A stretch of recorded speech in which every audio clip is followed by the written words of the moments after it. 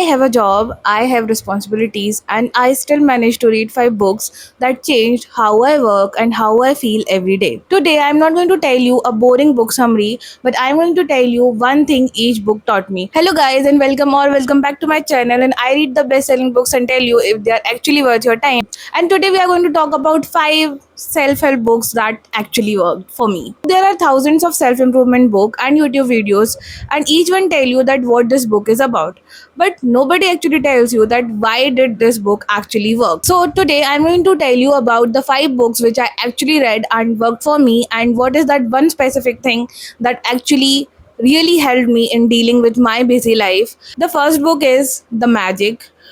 इस बुक को पढ़ने के लिए मैं बहुत ज़्यादा एक्साइटेड थी, बिकॉज ये मैंने एक रैंडम रील पे देखी थी और जहाँ पे बताया था कि इसमें about gratitude and about manifestation बहुत कुछ है. तो आई थॉट कि हाँ, ऐसे ही कुछ लिखा होगा कि आपको कैसे ग्रेटिट्यूड वगैरह जैसे इंपॉर्टेंट होता है, बट ऐसा नहीं है.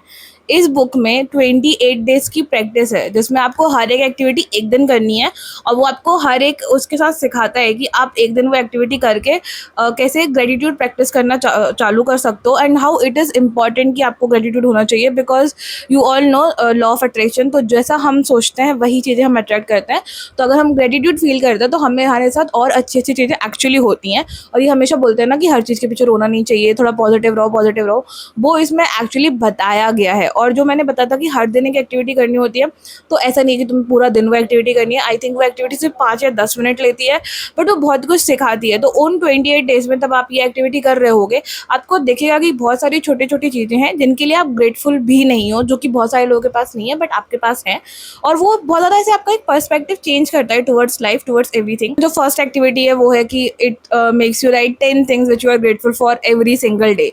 तो अब आप सुबह उठ के 10 ऐसी चीज़ों के बारे में सोचते हो जिनके लिए आप ग्रेटफुल हो, तो आपका दिन ही एकदम ग्रेटिट्यूड से चालू हो रहा है, which is on a very very positive note. और आजकल की जो हमारी स्ट्रेसफुल लाइफ है उसमें बहुत ज़्यादा इंपॉर्टेंट है कि हम पॉजिटिव एक्चुअली रहें. तो ये बुक सही में बहुत ज़्यादा हेल्प करती है in terms of gratitude, in terms of manifestation. और इसमें जो भी एक एक एक्टिविटी है, ऐसा नहीं है कि आपको सारी एक्टिविटी पूरी करनी है, आपको जो सही लगे आप वो कर सकते हो.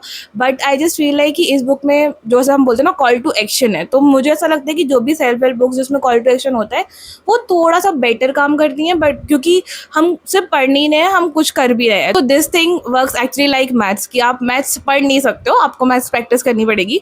तो सिमिलरली द मैजिक में भी जो भी लिखा है, पढ़ने से कुछ नहीं होगा, आपको प्रैक्टिस जरूर करना पड़ेगा. और इस द एल्केमिस्ट, सो ये बहुत ही ज़्यादा फेमस बुक है और मुझे पता है कि बहुत सारे लोगों ने हो सकता है पढ़ी भी हो.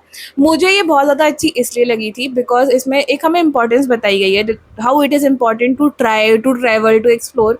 वो कितना ज़्यादा इंपॉर्टेंट है. It is a story about a boy जो कि अपनी एक अच्छी खासी कंफर्टेबल लाइफ छोड़ के ट्रैवल करना स्टार्ट करते हैं, क्योंकि उसको अपना एक ड्रीम पूरा करना होता है. और उसको पूरा करते टाइम उसको बहुत सारी मुश्किलें भी होती है. इवन स्टार्टिंग में तो बहुत ज़्यादा मुश्किल होती है, बट कैसे वो उन सारी प्रॉब्लम्स के साथ डील करता है और वो एक तरीका निकालता है कि कैसे कैसे वो आगे बढ़ सकता है, पैसे इकट्ठे कर सकता है अपने उस एक ड्रीम को पूरा करने के लिए.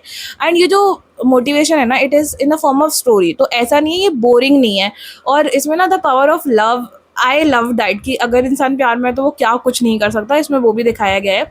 तो आई थिंक लव, कॉन्फिडेंट, और इट इज़ वेरी इंपॉर्टेंट कि आप चीज़ें ट्राई करो.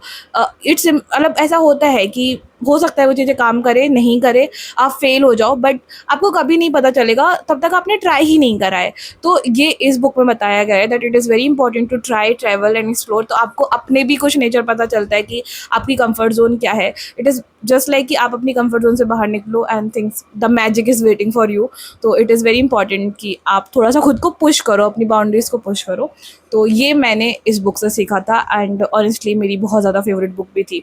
और ये आई गेस ऐसी सेल्फ हेल्प बुक रही होगी जो मैंने बहुत जल्दी भी ख़त्म कर दी थी, क्योंकि एक स्टोरी फॉर्म में लिखी गई है. तो अगर आपको बोरिंग बुक्स पढ़ना नहीं पसंद, तो आई डोंट थिंक सो कि this was boring. Don't sweat the small stuff and everything is a small stuff. अगर आप ऐसे इंसान हो जो एक छोटी सी चीज़ के बारे में 2 घंटे सोच सकते हो, या फिर कुछ भी थोड़ा बहुत इधर का उधर हो गया तो आपकी एंजाइटी स्टार्ट हो जाती है, तो this book is for you. इसने ना मेरा पर्सपेक्टिव ही बदल दिया चीज़ों को देखने का, चीज़ों के साथ डील करने का.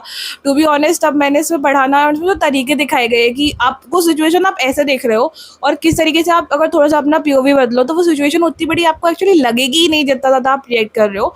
एंड थोड़ी सी ये बोरिंग है, मतलब मैं सच बोलूँगी, एट द एंड ये थोड़ी सी बोरिंग होती है. Next book is you are not your emotions. तो ये भी मैंने आई गेस इंस्टाग्राम पे ही देखी थी। तो उसमें उसने बताया था कि बहुत पतली बुक है, तो आप एक बार ट्राई कर लो, अगर अच्छी नहीं लगी तो क्या ही लॉस है, बिकॉज बहुत पतली सी बुक है। तो मुझे भी ऐसा लगा था कि क्या ही लॉस है। प्लीज ये बुक बहुत अच्छी है, ये बुक सच में बहुत अच्छी है। आई थिंक ये 80-90, हाँ 70-80 पेजेस की बुक है। और इसमें बहुत कुछ लिखा गया है, लाइक जो सेंसिटिव पीपल होते हैं उनको लोग कितना ज़्यादा फील करते हैं। पहले मुझे भी ऐसा लगता था कि यार मैं हर चीज़ इतना क्यों फील करती हूँ, आपको समझ नहीं आ रहा कि आप हर चीज़ में आपके इतने इमोशंस आ कैसे रहे हैं, मतलब नहीं होना चाहिए। तो वो मैंने इस बुक से सीखा है कि आपको अपने इमोशंस के साथ कैसे डील करना है।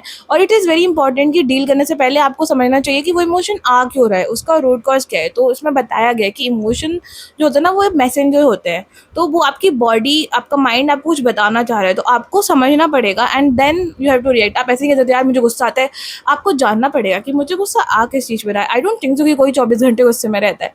तो कोई रीज़न है ना, कोई तो एक ट्रिगर है ना, वो बार बार जो हो रहा है जिसकी वजह से आप वो इमोशन फील कर रहे हो। तो वो इसमें आइडेंटिफाई करना सिखाया गया है। ऑल्सो जितनी भी बुक मैंने बताई हैं सब में एक कॉल टू एक्शन है कि बुक के बाद कोई ना कोई टास्क है जो आपको करना है। तो वो इसमें भी है एंड ऑनेस्टली मुझे बहुत अच्छा लगा था, बिकॉज पहले मुझे ऐसा लगता था कि मैं डील नहीं कर पा रही हूँ बहुत सारी चीज़ों के साथ।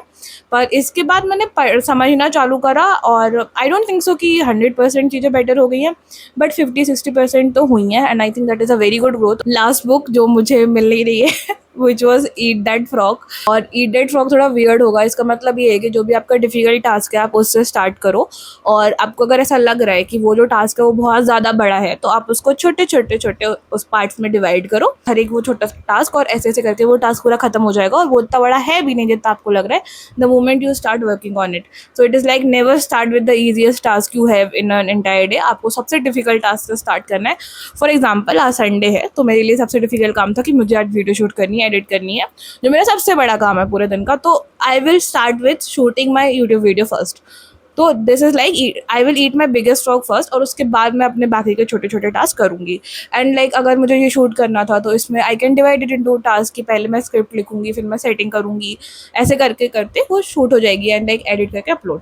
तो ऐसे करके आई यूज़ वो उसका जो एक जो वे था जो मैं यूज़ करती हूँ। उसमें टू डू लिस्ट के बारे में भी काफ़ी कुछ अच्छा बताया गया था। तो आई डोंट थिंक सो कि 21 वेज पूरे पढ़ने की ज़रूरत है, बट स्टार्टिंग के अगर आप 10-20 वेज भी पढ़ते हो, लाइक 10 वेज भी मैंने पढ़े थे, तो आप अगर डेली बेसिस पे इम्प्लीमेंट करने लगो तो 4-5 से ही आप काफ़ी कुछ बेटर कर सकते हो। और हाँ, मैंने टू डू लिस्ट मेंशन करा तो बोलते हैं हमें तो आती है टू डू लिस्ट बनाना, नहीं, उसमें सिखाया गया है कि पूरी भी कैसे करनी है। और उसमें डिवाइड करना भी सिखाया गया है कि कैसे आप इंपॉर्टेंट और लीस्ट इंपॉर्टेंट के बारे में कर सकते हो। That was it about all the 5 books. Let me know in the comment section if you have read any one of them, and if you're new here, I am Shiani and I talk about the best selling books. So if that sounds like your kind of content, then please do not forget to subscribe to my channel. And if you like this video, then please like it, share it with your friends, and please subscribe to my channel. I'll see you next Sunday. Bye.